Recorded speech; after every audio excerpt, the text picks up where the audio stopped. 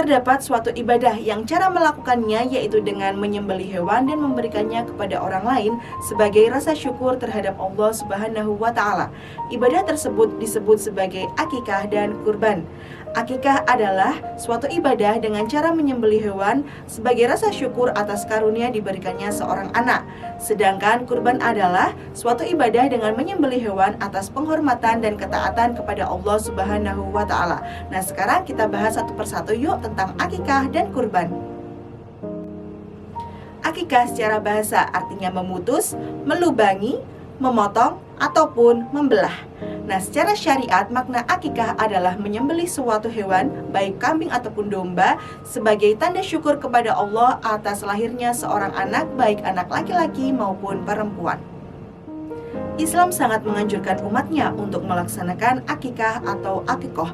Hal ini sebagai bentuk mendekatkan diri kepada Allah ataupun taqarrub dan sebagai bentuk rasa syukur atas dikaruniai ataupun dianugerahi seorang anak. Dengan akikah ataupun akikoh ini, seorang anak akan terlepas ketergadaiannya dan insya Allah akan menjadi syafaat di hari akhir bagi kedua orang tuanya. Akikah atau akikoh paling utama dilaksanakan pada hari ke-7 setelah kelahiran anak. Pada hari itu pula, seorang bayi dicukur rambutnya dan diberi nama yang baik. Dalam melaksanakan akikah, terdapat ketentuan yang harus dilakukan. Yang pertama, hewan yang digunakan untuk akikah. Ada kambing ataupun domba yang harus dalam keadaan sehat, tidak kurus, dan tidak cacat. Lalu, kambing atau domba sudah berumur 1 tahun lebih atau sudah pernah berganti gigi.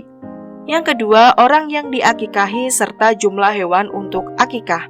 Para ulama sepakat bahwa orang yang diakikahi adalah anak yang baru lahir dan yang melaksanakan adalah orang tua dari anak tersebut. Jumlah hewannya untuk anak laki-laki sebanyak 2 ekor kambing ataupun domba, dan untuk anak perempuan sebanyak 1 ekor kambing atau domba. Yang ketiga, waktu penyembelihan hewan akikah.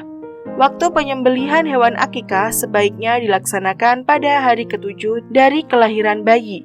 Namun, sebagian ulama berpegang pada pendapat Sayyidah Aisyah radhiyallahu anhu dan Imam Ahmad yang menyatakan bahwa akikah bisa dilaksanakan pada hari ke-14 ataupun hari ke-21. Dan jika pada hari-hari itu juga belum mampu, boleh dilakukan kapan saja saat yang bersangkutan sudah mampu. Dan kewajiban akikah menjadi gugur apabila bayi meninggal sebelum usia 7 hari. Yang keempat, pembagian daging akikah. Akikah sebaiknya dibagikan dengan keadaan sudah dimasak. Orang tua yang melaksanakan akikah untuk anaknya boleh memakan daging akikah tersebut, menghadiahkan sebagian kepada sahabat-sahabatnya, menyedekahkan bagi kaum muslim, serta boleh juga mengundang kerabat dan tetangga untuk menyantapnya. Pelaksanaan akikah ataupun akikoh sendiri memiliki banyak hikmahnya. Yang pertama yaitu sebagai upaya untuk mendekatkan diri kepada Allah ataupun bentuk taqarrub. Yang kedua yaitu sebagai bentuk syukur kepada Allah atas dianugerahi seorang anak. Yang ketiga yaitu merupakan tebusan bagi seorang anak ataupun membebaskan dari ketergadaian dan menjadi syafaat bagi kedua orang tuanya. Dan yang terakhir yaitu memperkuat tali silaturahim dan memperkenalkan nasab anak. Kurban berasal dari bahasa qoroba yang berarti dekat.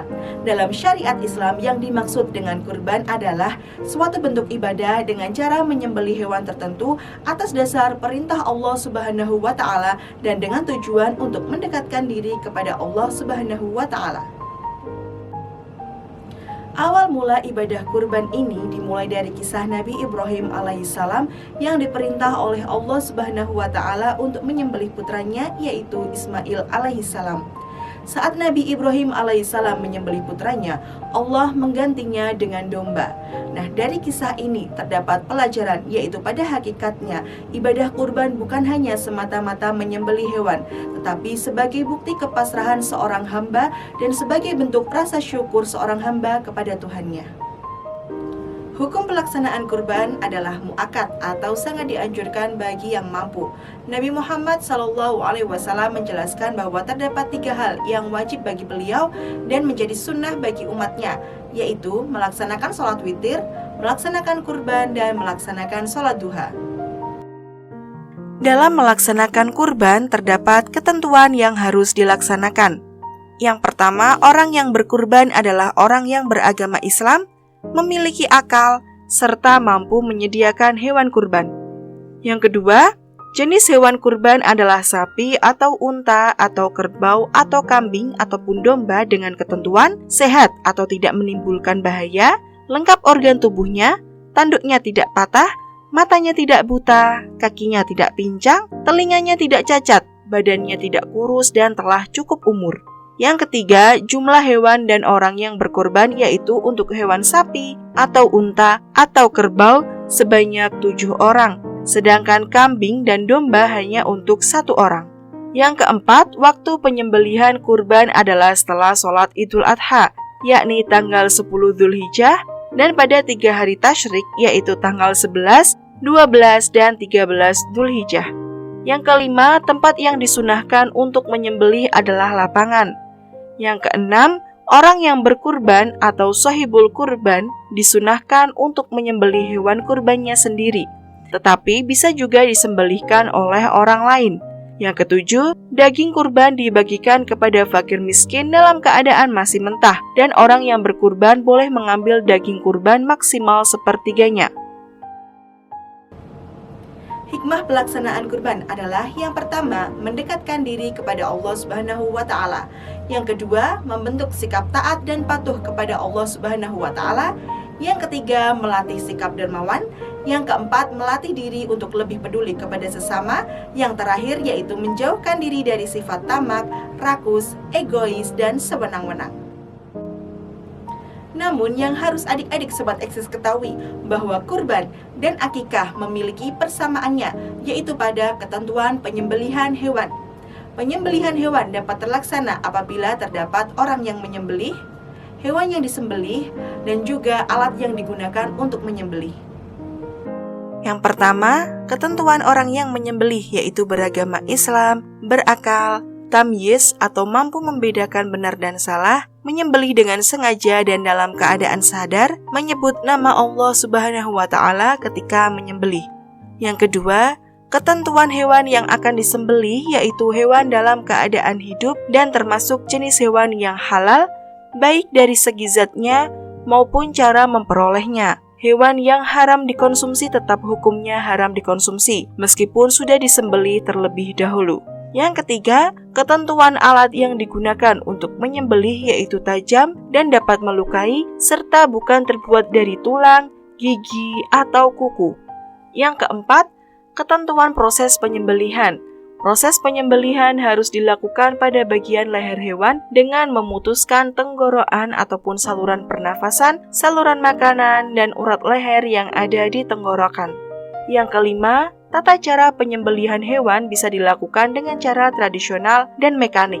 Tata cara penyembelihan tradisional yaitu yang pertama, siapkan lubang penampungan darah, hadapkan hewan yang akan disembelih ke arah kiblat, lambung sebelah kirinya di bagian bawah. Pegang kuat atau ikat kaki hewan yang akan disembelih, letakkan leher hewan di atas penampungan darah yang sudah disiapkan, berniat menyembelih dan membaca basmalah serta takbir.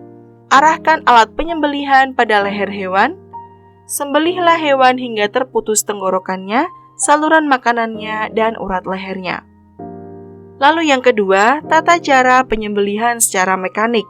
Yang pertama, pastikan bahwa mesin pemotong masih berfungsi dengan baik. Siapkan hewan yang akan disembelih di tempat pemotongan. Operator mesin penyembelihan berniat menyembelih dan membaca basmalah serta takbir. Yang terakhir, hidupkan mesin pemotongan.